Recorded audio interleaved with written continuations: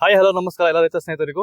ಈ ವಿಡಿಯೋ ಮಾಡೋ ಉದ್ದೇಶ ಏನಪ್ಪಾ ಅಂದ್ರೆ ಸೆಂಟಲ್ಲೋ ಮತ್ತೆ ಸೆಂಟ್ ವೈಟು ಸ್ಕಿನ್ ವೈಟು ಸುಮಾರು ಹೂವಿನ ತಳಿಗಿದಾವೆ. ಅದರಲ್ಲಿ ಯಾವುದು ಬೆಟರ್ ಆಗಿರುತ್ತೆ, ಯಾವ ರೀತಿ ತಗೊಂಡ್ಬರ್ಬೇಕು, ಎಲ್ಲಿ ತಗೊಂಡ್ಬರ್ಬೇಕು ಅನ್ನೋದ್ರ ಬಗ್ಗೆ ನಮ್ಮ ರೈತರು ವಿನಯ್ ಅಂತ ಅವ್ರ ಹತ್ರ ಮಾತಾಡಿ ಹೆಚ್ಚಿನ ಮಾಹಿತಿ ಹೇಳೋಣ.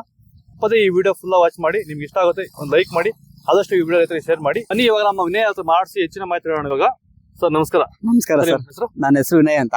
ಇಲ್ಲಿ ನಿಮ್ದು ಯಾವ ಅಡ್ರೆಸ್ ಇಲ್ಲಿ ಬರುತ್ತೆ ಸರ್? ಇದು ಪ್ರಾಪರ್ ಎಕ್ಸಾಕ್ಟ್ ಲೊಕೇಶನ್ ಬಂದು ಶಶಿಮಾಕನಹಳ್ಳಿ, ಸುಲ್ಬೆಲೆ ಹೋಬಳಿ, ಹೊಸಕೋಟೆ ತಾಲೂಕು, ಬೆಂಗಳೂರು ರೂರಲ್ ಡಿಸ್ಟ್ರಿಕ್ಟ್ ಬರುತ್ತೆ ಸರ್ ನಮ್ದು. ಸರ್ ನಿಮ್ ನರ್ಸರಿಯಲ್ಲಿ ಏನೇನು ತಳಿ ಹಾಕಿದ್ದಾರೆ ಸರ್? ನಮ್ಮ ನರ್ಸರಿಯಲ್ಲಿ ಎಲ್ಲಾ ರೀತಿ ವೆರೈಟಿ ನಾರ್ ಸಿಗುತ್ತೆ ಸರ್. ಒರಿಜಿನಲ್ ಕಲ್ಕತ್ತಾ ಪ್ಲಾಂಟ್ ಸಿಗುತ್ತೆ, ಬುಸ್ಕಿನ್ ವೈಟ್ ಸಿಗುತ್ತೆ, ಐಶ್ವರ್ಯ ಸಿಗುತ್ತೆ, ಅಲ್ಲಿ ಸೆಂಟಲ್ ಇದೆ, ಮಾರಿಗೋಲ್ಡ್ ಇದೆ, ಚಾಕ್ಲೇಟ್ ಇದೆ, ಪರ್ಪಲ್ ಇದೆ. ಎಲ್ಲ ಕೋಲ್ಕತ್ತಾ ವೆರೈಟಿ ಏನೇನು ವೆರೈಟಿ ಇದೆಯೋ ಎಲ್ಲ ವೆರೈಟೀಸ್ ಸಿಗುತ್ತೆ sir. But original Kolkata plants ಕೊಡ್ತೀವಿ, ಒಂದು ನಾರು ಸಹ ಮಿಕ್ಸಿಂಗ್ ಕೊಡಲ್ಲ ನಾವು. ಇಲ್ಲ ಸರ್.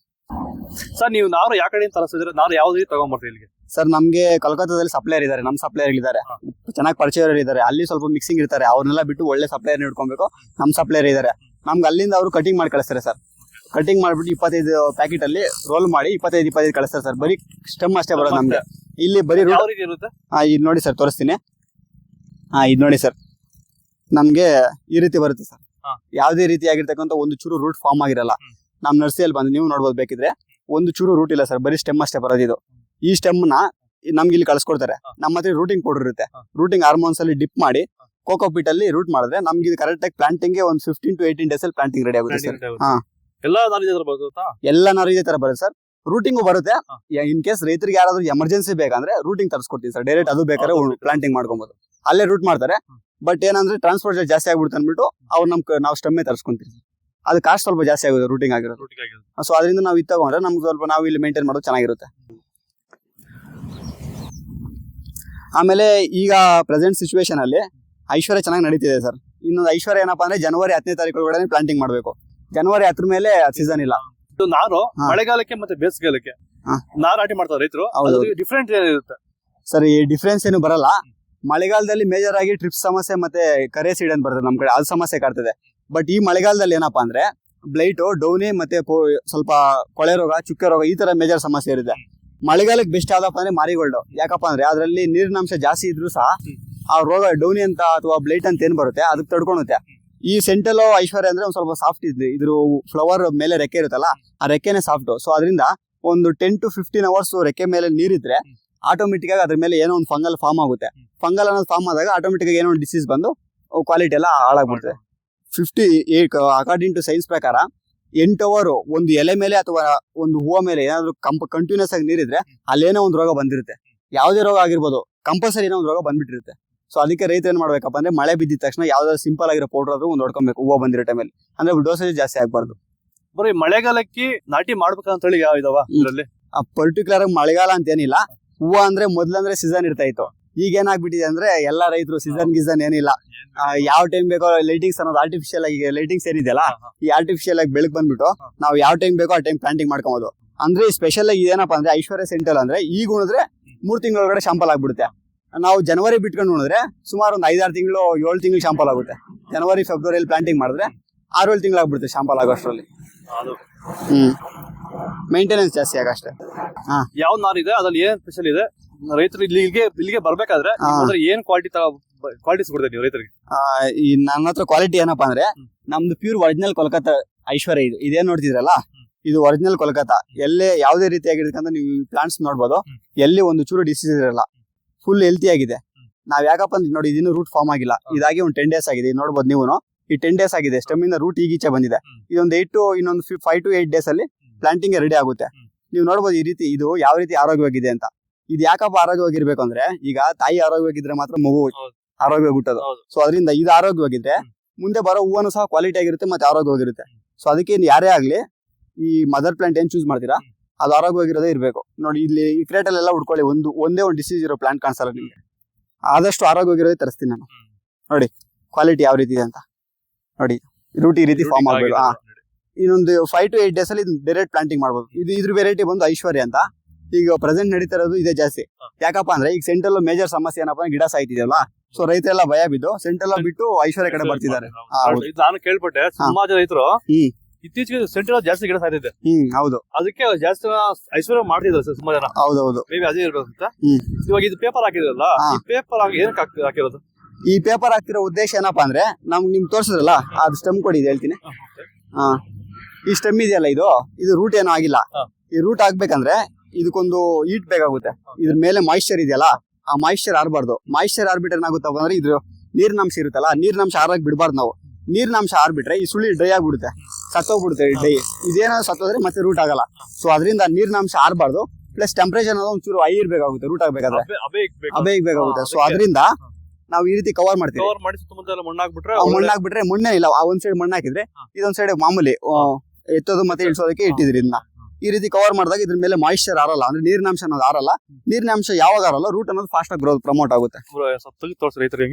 ಇಲ್ಲೇ ಬನ್ನಿ ಯಾವ ರೀತಿ ಇದೆ ಅಂತ ನೋಡಿ. ಇದು ಹಾಕಿ 3 ದಿವಸ ಆಗಿದೆ. ನೀವು ನೋಡ್ಬೋದು ಬೇಕಿದ್ರೆ ನೋಡಿ. ಇದ್ರಲ್ಲಿ ನೀರಿನಾಂಶ ಅನ್ನೋದು ಆರಿಲ್ಲ ನೋಡಿ. ನೀರಿನಾಂಶ ನೋಡಿ, ಇದು 2 ದಿನ ಆಗಿದೆ ಮುಚ್ಚಿ. ನೀರಿನಾಂಶ ನೋಡಿ ಯಾವ ರೀತಿ ಇದೆ ಅಂತ. ಈ ರೀತಿ ನೀರಿನಾಂಶ ಆರಿಲ್ಲ ಅಂದ್ರೆ ರೂಟ್ ಅನ್ನೋದು ಫಾಸ್ಟ್ ಆಗಿ ಪ್ರಮೋಟ್ ಆಗುತ್ತೆ. ಯಾವಾಗ ಡ್ರೈ ಆಗ್ಬಿಡುತ್ತೋ, ಡ್ರೈ ಆದಾಗ ಈ ಸುಳಿ ಅನ್ನೋದು ಬಾಡ್ಬಿಡುತ್ತೆ. ಬಾಡ್ಬಿಟ್ಟಾಗ ಸತ್ತೋಗ್ಬಿಡುತ್ತೆ ಪ್ಲಾಂಟ್. ಸೊ ಅದ್ರಿಂದ ನಮ್ಗಾಗಿ ಲಾಸ್ ಆಗುತ್ತೆ. ಈ ರೀತಿ ಮಾಡೋದ್ರಿಂದ ನೋಡಿ, ನೀವು ನೋಡ್ಬೋದು ಎಲ್ಲ ಮುಚ್ಚಿಬಿಟ್ಟಿದೆ. ಇದನ್ನು ಹಾಕಿ 2 ದಿನ ಆಗಿರೋದು. 2 ಡೇಸ್ ಅಷ್ಟೇ ಆಗಿರೋದು. ಯಾವ್ದೇ ರೀತಿ ನೋಡಿ ಗಿಡ ಒಣಗೋದಂಗ ಆಗಿಲ್ಲ. ಒಂಚೂರು ಬಾಡಿದಾವೆ, ಬಟ್ ನೀರಿನಾಂಶ ಹಂಗಿದೆ ಸುಳಿಯಲ್ಲೆಲ್ಲ. ಇದಕ್ಕೆಲ್ಲ ಇದು ಫುಲ್ ಕಂಪ್ಲೀಟಿಂಗ್ ಈ ರೀತಿ ಮುಚ್ಚಿಬಿಡ್ಬೇಕು. ಮುಚ್ಚಿದ್ರಿ ಎಲ್ಲ ರೂಟಿಂಗ್ ಅಲ್ಲಿ ಇದಾವೆ. ಈಗೆಲ್ಲ ಇದು ಒಂದು 10 ಡೇಸ್ ಆಗಿದೆ. ಇನ್ನೊಂದು 5 ಡೇಸ್ ಅಲ್ಲಿ ಪ್ಲಾಂಟ್ ರೆಡಿ ಆಗುತ್ತೆ ನೋಡಿ. ಇನ್ನೊಂದು ಒಂಚೂರು ರೂಟ್ ಆಗ್ಬೇಕಲ್ಲ, ಅದೆಲ್ಲ ಇನ್ನೊಂದು 5 ಡೇಸ್ ಅಲ್ಲಿ ರೆಡಿ ಆಗುತ್ತೆ. 5 ಡೇಸ್ ಅಲ್ಲಿ ಪ್ಲಾಂಟಿಂಗ್ ಮಾಡ್ಕೊಬಹುದು. ಬುಸ್ಕಿನ್ ವೈಟ್ ಅಂತ ಇದು ತಗೊಬೇಕಾದ್ರೆ ನಿಮ್ಗೆ ಆರ್ಡರ್ ಮಾಡ್ಬೇಕಾದ್ರೆ ಎಷ್ಟು ದಿನಕ್ಕೆ ಆರ್ಡರ್ ಮಾಡ್ಬೇಕು ಕರೆಕ್ಟ್ ಆಗಿ? ಒಂದ್ 10 ಡೇಸ್ ಮುಂಚೆನೆ ಹೇಳಿದ್ರೆ ಒಳ್ಳೆ ಸ್ಟೆಮ್ ಒಳ್ಳೆ ಗುಡ್ ಕಟಿಂಗ್ ತರಿಸಿ ನಾವು ಕೊಡ್ತೀರಿ. ನಾವು ಆದಷ್ಟು ಏನಪ್ಪಾ ಅಂದ್ರೆ ರಿಸ್ಕ್ ತಗೊಳಕ್ ಹೋಗಲ್ಲ. ಮೊದಲೇ ಸುಮ್ನೆ ಲಾಟೆ ತರಿಸ್ಬಿಟ್ಟು ವೇಸ್ಟ್ ಮಾಡ್ಕೊಳಕ್ ಹೋಗಲ್ಲ. ರೈತ ಯಾರಾದ್ರೂ ಬೇಕು ಅಂತ ಹೇಳಿದಾಗ ಒಳ್ಳೆ ಕ್ವಾಲಿಟಿ ತರಿಸಿ ನಾವು ಹಾಕಿ ಒಂದು 10 ದಿನದಲ್ಲಿ 10 ರಿಂದ 12 ದಿವಸದಲ್ಲಿ ಕೊಡ್ತೀವಿ. ಅದೇನು ಚೆನ್ನಾಗಿ ನೋಡ್ರಿ. ಅದು ಸೆಂಟೆಲ್ ಬ್ರೋ. ಅದು ಈಗ ಹೇಳಿದ್ನಲ್ಲ, ಸೆಂಟೆಲ್ ರೈತರು ಪ್ಲಾಂಟಿಂಗ್ ಮಾಡೋ ಸ್ವಲ್ಪ ಕಡಿಮೆ ಆಗ್ಬಿಟ್ಟಿದೆ. ಸೊ ಅದರಿಂದ ಡಿಮ್ಯಾಂಡ್ ಇಲ್ಲ ಸೆಂಟೆಲ್ ಆಗಿ. ಅದಕ್ಕೆ ಡಿಮ್ಯಾಂಡ್ ಇಲ್ಲ ಈಗ, ಹೈಟ್ ಆಗ್ಬಿಟ್ಟಿದೆ ಈಗ. ಡಿಮ್ಯಾಂಡ್ ಯಾವಾಗ ಕಡಿಮೆ ಆಯ್ತು ಅದು ನೋಡೋರು ಕಡಿಮೆ ಆದ್ರು. ಸೊ ಅದರಿಂದ ಸೆಂಟೆಲ್ ಸ್ವಲ್ಪ ಮೂವ್ಮೆಂಟ್ ಕಡಿಮೆ ಇದೆ ಈಗ. ಐಶ್ವರ್ಯ ತುಂಬಾ ಜನ ಫೋಕಸ್ ಹೌದು, ಐಶ್ವರ್ಯ ಚೆನ್ನಾಗಿ ಫೋಕಸ್ ಮಾಡ್ತಿದ್ದಾರೆ. ಯಾಕಪ್ಪ ಅಂದ್ರೆ ಗಿಡ ಸಾಯ್ತಿಲ್ಲಲ್ಲ, ಸೊ ಅದರಿಂದ ಐಶ್ವರ್ಯಕ್ಕೆ ಫೋಕಸ್ ಜಾಸ್ತಿ ಮಾಡ್ತಿದ್ದಾರೆ ರೈತರು. ಒಂದು ನಾರ್ ಹಾಕಿದ್ರ ನೀವು, ಇಲ್ಲೇ ಏನ್ ಗೊಬ್ಬರ ಕೊಡ್ತಿದ್ರಿ? ಗೊಬ್ಬರ ಇದು ಗಿಡಕ್ಕೇನು ಕೊಡಲ್ಲ. ನಾವು 3 ಡೇಸ್ ಒಂದ್ಸರಿ ಔಷಧಿ ಹೊಡಿತೀರಿ. ಇಲ್ಲಾಂದ್ರೆ ನಾವ್ ಹಿಂಗ್ ಮುಚ್ಚಿರ್ತೀರಲ್ಲ, ನಾವ್ ಯಾವಾಗ ಮುಚ್ಚಿರ್ತೀರೋ ಮಾಯಿಶ್ಚರ್ ನೀರಿನಾಂಶ ಅದು ಕಂಟಿನ್ಯೂಸ್ ಅದ್ರ ಮೇಲೆ ಇರುತ್ತೆ. ನೀರಿನಾಂಶ ಕಂಟಿನ್ಯೂಸ್ ಆಗಿದ್ದಾಗ ಅಲ್ಲಿ ರೋಗ ಬಂದ್ಬಿಡುತ್ತೆ. ಸೊ ಅದರಿಂದ 3 ಡೇಸ್ ಒಂದ್ಸರಿ ನಾವು ಕಂಪಲ್ಸರಿ ಫಂಗಿಸೈಡ್ ಏನಾದ್ರು ಒಂದು ಸ್ಪ್ರೇ ಕೊಡ್ತಾ ಇರ್ತೀರಿ. ನೀವು ರೈತ ಕೊಟ್ಟಂಗೆ ಏನ್ ಕೊಡ್ಬೇಕು? ಲೈಟಿಂಗ್ಸ್ ಕೊಡೋದು ಮುಖ್ಯ ಉದ್ದೇಶ ಏನಪ್ಪಾ ಅಂದ್ರೆ ಮೊಗ್ಗು ಬರಬಾರ್ದು ಅನ್ಬಿಟ್ಟು. ಸೊ ನಾವು ಲೈಟಿಂಗ್ಸ್ ಏನಾದ್ರು ಕೊಡಿಲ್ಲ ಅಂದ್ರೆ ನಮ್ ನರ್ಸರಿಯಲ್ಲೇ ಮೊಗ್ಗು ಬಂದ್ಬಿಡುತ್ತೆ. ಮೊಗ್ಗು ಬಂದಾಗ ಗಿಡ ಅನ್ನೋದು ಒಡೆಯಲ್ಲ. ಗಿಡ ಯಾವಾಗ ಒಡೆಯಲ್ಲ ರೈತರಿಗೆ ಲಾಸ್ ಆಗ್ಬಿಡುತ್ತೆ. ಸೊ ನಾವು ಲೈಟಿಂಗ್ ಕೊಟ್ಟಾಗ ಗಿಡದಲ್ಲಿ ಯಾವ್ದೇ ರೀತಿ ಮೊಗ್ಗು ಬರಲ್ಲ. ಅವ್ರ ರೈತರು ಎತ್ಕೊಂಡು ತೋಟದಲ್ಲಿ ಉಳಿದಾಗ ಸಹ ಬ್ರಾಂಚಸ್ ಚೆನ್ನಾಗಿ ಓಪನ್ ಆಗುತ್ತೆ. ಇದು ಮಳೆಗಾಲಕ್ಕೆ ಮಾತ್ರ ಲೈಟಿಂಗ್ ಕೊಡೋದು, ಬೇಸಿಗೆಗಾಲದಲ್ಲಿ ಲೈಟಿಂಗ್ ಅಷ್ಟಿರಲ್ಲ. ಹೌದು, ಅದೇ ಐಶ್ವರ್ಯ ಯಾವಾಗ ಒಂದು ಕೊಡ್ಬೇಕಾಗುತ್ತೆ. ಆ ಸೆಂಟೆಲೋ ಮಾರಿಗೋಲ್ಡ್ ಬೇರೆ ವೆರೈಟಿಗೆ ಬೇಕಾಗಿರಲ್ಲ. ಈ ಐಶ್ವರ್ಯ ವೆರೈಟಿ ಆ ಜಾತಿ ಏನಿದಾವ ಆ ಜಾತಿಗೆಲ್ಲ ಕೊಡಬೇಕು. ಹಾಗೇನಂದ್ರೆ ಇವಾಗ 40 ದಿನ ಕೊಡೋ ಬದಲು ಒಂದ್ 20 ದಿವಸ ಕೊಟ್ರೆ ಸಾಕಾಗ ಆ ವೆದರ್ ಅಲ್ಲಿ. ಇವಾಗ ರೈತರು ತಗೊಂಡೋಗೋದ್ ನಾರ್ನಿನ ನಾಟಿ ಮಾಡ್ತಲ್ವಾ, ರೈತರು ನಾಟಿ ಮಾಡಕ್ ತಗೊಂಡ್ ಹೋಗ್ತಾರ ನಾರ್ನ. ತಗೊಂಡು ಉಳಿದ ತಕ್ಷಣ ಅವ್ರ ಮೈನ್ ಮುಖ್ಯವಾಗಿ ಏನ್ ಮಾಡ್ಬೇಕು? ಹೇಳ್ತೀನಿ, ಅದು ಏನ್ ತೊಂದ್ರೆ ಇಲ್ಲ. ಈಗ ಮುಖ್ಯವಾಗಿ ಮಾಡಿದ ತಕ್ಷಣ ಏನಪ್ಪಾ ಅಂದ್ರೆ ನಮ್ ರೈತರು ಬಂಡವಾಳ ಜಾಸ್ತಿ ಐತೆ ಅಂತ ಹೇಳ್ಬಿಟ್ಟು ಕೆಲವರು ಪಾಪ ಇರಲ್ಲ, ಸಾಲನ ಮಾಡಿ ಯಾರೋ ಏನ್ ಹೇಳಿದಾರೆ ಒಂದ್ ಮೆಡಿಸಿನ್ ಡ್ರಿಂಚ್ ಮಾಡ್ಬೇಕು ಅಂತ ಹೇಳ್ಬಿಟ್ಟು ಸುಮ್ಮನೆ ಔಷಧಿಗಳ ಅಂಗಡಿ ತಗೊಂಡ್ಬರ್ತಾರೆ, ದುಡ್ಡು ಕೊಟ್ಟು ತಗೊಂಡ್ಬರ್ತಿದ್ದಾರೆ. ನಮ್ಗೆ ನ್ಯಾಚುರಲ್ ಆಗಿ ಸಿಗ್ತದಪ್ಪ ನೀರು. ಉಣಿದ ತಕ್ಷಣ ಏನ್ ಮಾಡ್ಬೇಕಂದ್ರೆ ಬುಡ್ಬುಡ್ಕು ನೀರ್ ಇಟ್ಬಿಟ್ರೆ ಅದ್ರಷ್ಟು ಬೆಸ್ಟ್ ಯಾವ್ದಿಲ್ಲ. ಸುಮ್ನೆ ಅದ್ ಏನೇನೋ ಔಷಧಿಗಳೆಲ್ಲ ಹೇಳ್ತಾರೆ ಬೇಗ ರೂಟ್ ಆಗ್ಲಿ ಫಾರ್ಮ್ ಆಗ್ಲಿ ಅಂತ. ನನ್ ಪ್ರಕಾರ ಅದೆಲ್ಲ ಅವಶ್ಯಕತೆ ಇಲ್ಲ. ಉಣಿದ ದಿವಸ ಕ್ಲೀನ್ ಆಗಿ ಬುಡ್ಬುಡ್ಕು ನೀರು ಆ ಗಾಯ ನಾವೇನ್ ಉಣಿರ್ತೀರಲ್ಲ ಅದು ಮುಚ್ಚೋಂಗ್ ನೀರ್ ಬಿಟ್ಬಿಟ್ರೆ ಅದೇ ಸಾಕು ಬ್ರೋ. ಅದ್ರಷ್ಟು ನಾನು ಈಗ ತೋಟ ಮಾಡಿದೀನಲ್ಲ, ನಾನು ಹೂವನಾರೆಲ್ಲ ಉಣಿದೀನಿ, ತೋರಿಸ್ತೀನಿ ಬೇಕಿದ್ರೆ. ನಾನು ಯಾವ್ದೇ ರೀತಿಯಾಗಿ ಡ್ರಿಂಚಿಂಗ್ ಮಾಡಲ್ಲ. ಆ ಉಣಿ ದಿನ ಮಾತ್ರ ಕಂಪಲ್ಸರಿ ಬುಡ್ಬುಡ್ಕು ನೀರು ಕೊಡ್ತೀನಿ. ಆ ಬುಡ್ಬುಡ್ಕು ಕೊಟ್ಟಾಗ ಏನಾಗುತ್ತೆ ಅಂದ್ರೆ ಗಾಯ ಆಗಿರುತ್ತಲ್ಲ, ಆ ಗಾಯ ಕವರ್ ಆಗುತ್ತೆ. ಕವರ್ ಆದಾಗ ಏರ್ ಸರ್ಕ್ಯುಲೇಷನ್ ಹೋಗಲ್ಲ, ರೂಟ್ ಅನ್ನೋದು ಅಲ್ಲೇ ಫಾರ್ಮ್ ಆಗ್ಬಿಡುತ್ತೆ. ರೈತರು ಇಲ್ಲೇ ಬಂಡವಾಳ ವೇಸ್ಟ್ ಮಾಡ್ಕೊತಿದ್ದಾರೆ ಪಾಪ. ಆದಷ್ಟು ರೈತರು ಬಂಡವಾಳ ಕಡಿಮೆ ಹಾಕೊಳ್ರಿ. ಯಾಕಪ್ಪ ಅಂದ್ರೆ ಬಂಡವಾಳ ಕಡಿಮೆ ಆಗದ ಸಂದರ್ಭದಲ್ಲಿ ರೇಟ್ ಹೋಗಿಲ್ಲ ಅಂದ್ರೂ ಇನ್ ಕೇಸ್ ನಿಮ್ ಬಂಡವಾಳ ವಾಪಸ್ ಬರೋ ಚಾನ್ಸಸ್ ಇರುತ್ತೆ. ನನ್ನ ಪ್ರಕಾರ ರೈತರು ಮೇಜರ್ ಆಗಿ ತಿಪ್ಪೆ ಗೊಬ್ಬರ ಕೊಟ್ಕೊಂಡ್ರು ಮಾಮೂಲಿ ಸ್ವಲ್ಪ ಮೇಂಟೈನ್ ಸಾಕು ಬ್ರೋ. ಈಗ ಹೆವಿ ಮಾಡಕ್ ಹೋಗ್ತಿದ್ದಾರೆ, ಅದು ಗಿಡ ಆಗಲ್ಲ, ರೇಟ್ ಸಿಗಲ್ಲ. ರೇಟ್ 20 ರೂಪಾಯಿ. ಈಗ ಏನಾಗಿದೆ ಅಂದ್ರೆ ಕಾಂಪಿಟೇಷನ್ ಆಗ್ಬಿಟ್ಟಿದೆ. ನಿಂದೇನೋ ಕ್ವಾಲಿಟಿ ಜಾಸ್ತಿ ಬಂತ ಹೇಳ್ಬಿಟ್ಟು ಅವತ್ತೇ ಹೋಗ್ಬಿಟ್ಟು ನಾನು ಇನ್ನೊಂದು 10,000 ರೂಪಾಯಿ ಬೇಸ ತಗೊಂಡ್ ಬಿಟ್ಬಿಡೋದು ಹಂಗಾಗ್ಬಿಟ್ಟಿದೆ. ಸೊ ಅದರಿಂದ ಯಾರು ತಲೆ ಕೆಡ್ಸ್ಕೊಂಬಿಡಿ. ವಾರಕ್ಕೆ ಒಂದ್ಸರಿ ಏನೋ ಕೊಡ್ಬೇಕಾದ ಆಕ್ಚುಲಿ ಅವ್ರ ರೈತ 2 ದಿನಕ್ಕೋ 3 ದಿನ ಕೊಡ್ತಾರೆ. ಆ ಗಿಡ ತಗೊಳಕ್ಕೆ ಶಕ್ತಿ ಇಲ್ಲ. ಹೌದು ಬ್ರೋ. ಈಗ ಆಗ್ತಿದೆ. ನೀವು ಊಟ ಎಷ್ಟು ತಿನ್ಬೇಕು ಅಷ್ಟೇ ತಿನ್ಬೇಕು, ನಾನು ಊಟ ಎಷ್ಟು ತಿನ್ಬೇಕು ಕೊಟ್ಟಾಗ ಅದು ಬೇರೆ ತಗೊಳುತ್ತೆ. ಅದು ತಗೊಳಕ್ಕೆ ಅದಕ್ಕೆ ಆಗಷ್ಟು ತಗೊಳುತ್ತೆ. ಆಗಲಂದ್ರೆ ಆ ಗಿಡಕ್ಕೆ ಡೇ ಆಗ್ಬಿಡುತ್ತೆ. ಅಂದ್ರೆ ಇನ್ನೊಂದೇನಪ್ಪ ಅಂದ್ರೆ ನನ್ನ ನರ್ಸರಿಯಲ್ಲಿ ಯಾರು ನಾಡ್ ತಗೊಂಡೋಗಿ ನಾನು ತುಮಕೂರು ತನಕ ಕಳ್ಸಿದೀನಿ ಪ್ಲಾಂಟ್ಸ್. ಹೊಸಬ್ರೆಲ್ಲ ತಗೊಂಡೋಗಿದ್ದಾರೆ ನನ್ನ ಹತ್ರ. ಪಾಪ ಅವ್ರಿಗೆ ಕಂಪ್ಲೀಟ್ ಆಗಿ ಅದ್ರ ಬಗ್ಗೆನೇ ಐಡಿಯಾನೇ ಇಲ್ಲ. ಅಂತವ್ರಿಗೆಲ್ಲ ಕಂಪ್ಲೀಟ್ ಆಗಿ ಗೈಡೆನ್ಸ್ ಕೊಟ್ಟು ಬೆಳೆಸಿದ್ರು. ತುಂಬಾ ಚೆನ್ನಾಗಿದೆ ಬೆಳೆಗಳು. ಬೇಕಾದ್ರೆ ನಿಮ್ಗೂ ತೋರಿಸ್ತೀನಿ ವಾಟ್ಸ್ಆಪ್ ಅಲ್ಲಿ. ಬರೀ 25 ದಿವಸಕ್ಕೆ ನಾನು ಹೇಳ್ದಂಗೆ ಮಾಡಿದ್ದಾರೆ. ಏನ್ ವಾಟರ್ ಸಾಲಬಲ್ ಒಂಚೂರು ಯೂಸ್ ಮಾಡಿಲ್ಲ. ಏನೋ ಸ್ವಲ್ಪ ನನಗೆ ಗೊತ್ತಿರೋದು ಸ್ವಲ್ಪ ಹೇಳ್ಕೊಟ್ಟಿದ್ದೀನಿ. ಸೇಮ್ ಹಂಗೆ ಮಾಡಿದ್ದಾರೆ. ನಿಮ್ ಬೇಕಾದ್ರೆ ವಿಡಿಯೋದಲ್ಲಿ ತೋರಿಸ್ತೀನಿ. ಒಂದ್ 25 ರಿಂದ 30 ದಿವಸ ಸೆಂಟ್ರಲ್ ನನಗಂತೂ ತುಂಬಾ ಚೆನ್ನಾಗಿದೆ. ಇವಾಗ ರೈತರು ಸೆಂಟ್ರಲ್ ತಗೊಂಡ್ ಹೋಗ್ತಿದ್ರೆ ಮೇಜರ್ ಪ್ರಾಬ್ಲಮ್ ಗಿಡ ಸಾಯೋದು. ಅದು ರೂಟಿಂಗ್ ಪ್ರಾಬ್ಲಮ್ ಇಲ್ಲ ಗಿಡ ಪ್ರಾಬ್ಲಮ್ ಇಲ್ಲ ಭೂಮಿ ಪ್ರಾಬ್ಲಮ್. ನನಗೆ ಅರ್ಥ ಆಗ್ತಿಲ್ಲ ಸರ್. ಮದರ್ ಪ್ಲಾಂಟ್ ಏನ್ ಪ್ರಾಬ್ಲಮ್ ಬರಲ್ಲ ಸರ್ ಇಲ್ಲಿ ಪ್ಲಾಂಟ್. ಯಾಕಂದ್ರೆ ಇಲ್ಲೇನಾದ್ರೂ ಪ್ಲಾಂಟ್ ಸಮಸ್ಯೆ ಆಗಿದ್ರೆ ಗಿಡಗಳೆಲ್ಲ ಇಲ್ಲೇ ಸತ್ತೋಗ್ಬಿಡ್ತಾ ಇದ್ವು. ಸೊ ಅಲ್ಲಿ ಭೂಮಿಯಲ್ಲಿ ವಿಲ್ಟ್ ಸಮಸ್ಯೆ ಆಗಿ ಭೂಮಿಯಲ್ಲಿ ಸಾಯ್ತಾ ಇದಾವೆ.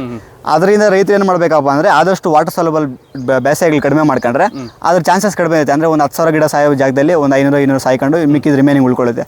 ಅದಕ್ಕಾಗಿ ರೈತರು ಸುಮಾರು ಪ್ರಾಡಕ್ಟ್ ಯೂಸ್ ಮಾಡಿ ದುಡ್ಡು ವೇಸ್ಟ್ ಮಾಡ್ಕೊಂಡಿದ್ದಾರೆ ಅವೆಲ್ಲ. ಹೌದೌದು. ಬಟ್ ನಿಮ್ಗೆ ಏನೋ ನಿಮ್ ಲೋಕಲ್ಗೆ ನೀವೇನು ಸಜೆಷನ್ ಮಾಡಿದ್ರಾ? ಸರ್ ನಾನು ಇದುವರೆಗೂ ಯಾವುದೇ ರೀತಿ ಸಜೆಷನ್ ಮಾಡಿಲ್ಲ. ಆದಷ್ಟು ವಾಟರ್ ಸಾಲಬಲ್ ಕಡಿಮೆ ಮಾಡ್ಕೊಂಡ್ರೆ ಅಂತ ಹೇಳ್ತಿದ್ದೀನಿ ಅಷ್ಟೇ ಸರ್. ಅದೊಂದು ಮಾಡ್ಕೊಂಡ್ರೆ ಕಂಟ್ರೋಲ್ ಆಗುತ್ತೆ 90%. ಈಗ ನಮ್ದು ಸೆಂಟೆಲ್ಲ ಇದೆ. ನಾನು ಇದುವರೆಗೂ 1 ಗ್ರಾಮ್ ವಾಟರ್ ಸಾಲಬಲ್ ಯೂಸ್ ಮಾಡಿಲ್ಲ. ತೋರಿಸ್ತೀನಿ ಬೇಕಾದ್ರೆ ನಮ್ಮ ಸೆಂಟೆಲ್ಲ ಒಂದು 8,000 ಗಿಡದಲ್ಲಿ ಒಂದು 10 ರಿಂದ 20 ಗಿಡ ಸತ್ತಿರ್ಬೋದು ಅಷ್ಟೇ. ಅದನ್ನ ಬಿಟ್ಟರೆ ಜಾಸ್ತಿ ಸತ್ತಿಲ್ಲ. ಆದ್ರಿಂದ ವಾಟರ್ ಸಾಲಬಲ್ ಕಡಿಮೆ ಯೂಸ್ ಮಾಡ್ಕೊಂಡ್ರೆ ಅದೇ ಬೆಸ್ಟ್ ಸರ್. ಅದನ್ನ ಬಿಟ್ಟರೆ ಇನ್ನೇನಿಲ್ಲ ಅದ್ರ ಮುಂದೆ. ಕೊನೆಯದಾಗಿ ರೈತರಿಗೆ ಏನು ಹೇಳಬೇಕಾದ್ರೆ ಹೇಳಿ. ಕೊನೆಯದಾಗಿ ಏನಿಲ್ಲ ಸರ್. ನಮ್ದು ನರ್ಸರಿ ಇದೆ, ಹಾಗೆ ತೋಟನೂ ಮಾಡ್ತೀನಿ. ಯಾರಿಗಾದ್ರೂ ಪ್ಲಾಂಟ್ಸ್ ಬೇಕಂದ್ರೆ ಒರಿಜಿನಲ್ ಕೋಲ್ಕತ್ತಾ ಪ್ಲಾಂಟ್ಸು ನನ್ನ ನಂಬರ್ ಇವರು ಪವನ್ ಅವ್ರ ಕೈಯಲ್ಲಿ ಅಲ್ಲಿ ಡಿಸ್ಕ್ರಿಪ್ಷನಲ್ಲಿ ಕೊಟ್ಟಿರ್ತಾರೆ.